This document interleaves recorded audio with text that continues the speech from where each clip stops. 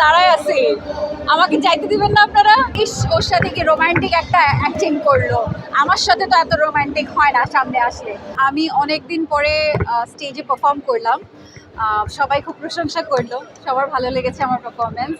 তো এই যে গত এক সপ্তাহ ধরে রিহার্সাল করলাম, সেটা সার্থক হলো, সেটা দেখে ভালো লাগছে। বিশেষ করে আজকে আমার মা এসছে, আমার বড় বোনের মেয়ে এসছে, ওরা যে আমার পারফরমেন্স দেখেছে এবং দে লাইকড ইট, আমার সেটাই সবচেয়ে বেশি ভালো লাগছে। খুবই রোলার কোস্টার জার্নি ছিল, ভালো ছিল, একটা খারাপ সময়ের মধ্যে দিয়ে গেছি।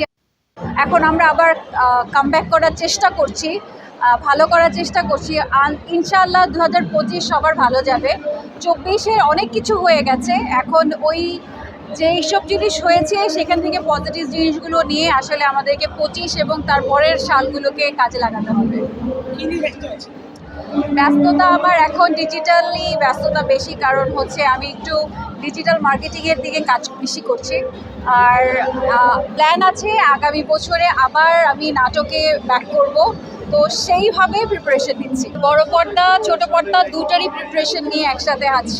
শুধু বড় পর্দা না, ওটিটিতেও ইনশাআল্লাহ আরও বেশি দেখা যাবে। কিছু না, ভালো মেকআপ আর আল্লাহ একটু দিচ্ছে চেহারা, সেটাই। আর ডিজাইনাররা সুন্দর সুন্দর কাপড় বানায়, সব কিছু মিলিয়ে আসলে আমরা প্রেজেন্টেবল হতে পারি।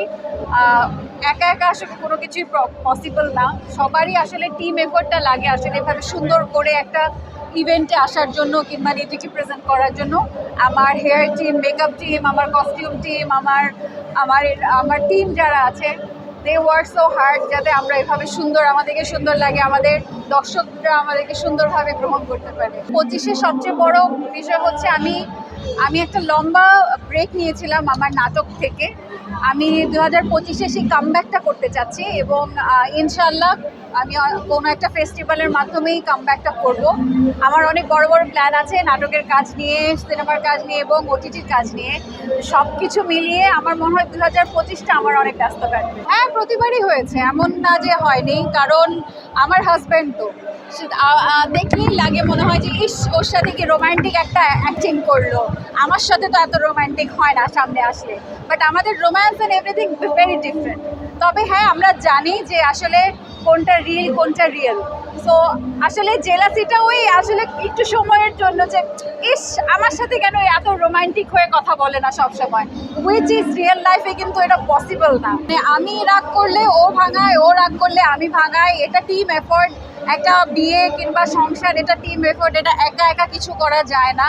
যখন আমার বেশি মেজাজ খারাপ হয়ে যায় তখন সে এসে একটু ভাঙানোর চেষ্টা করে, তার হলে মেজাজ খারাপ হলে আমি যদি ভুল করে থাকি আমিও যাই, এভাবেই চলে। আমি একদমই রাখি না, আমি যেরকম আমাকে স্ক্রিনে দেখা যায় আমি অনেক হাহা হিহি করি, বাস্তব জীবনেও আমি একই, আমি হাহা হিহি করতে থাকি। আমাদের আস্তে আস্তে মিডিয়াম চেঞ্জ হচ্ছে। আমরা মঞ্চে ছিলাম, মঞ্চ থেকে টিভিতে এসেছি, সিনেমার পর্দায় গিয়েছি, তারপরে এখন যেটা চলছে ডিজিটাল জামানা, সব কিছুই মানুষ ফেসবুকে, ইউটিউবে কিংবা টিকটকে, ইনস্টাগ্রামে দেখতে চায়। সো ওখানেও তো আমাদের দর্শকদের সাথে আমাদের কানেক্টেড থাকতে হবে। তো আমার মনে হয় এটা উল্টা আরও আমাদের জন্য প্লাস পয়েন্ট হচ্ছে যে আমরা ডিজিটালিও কাজ করতে পারছি। কি boss, vital match, tough opponent, tension? Come on bro, অপোনেন্টকে নিয়ে ভাবার সময় আছে।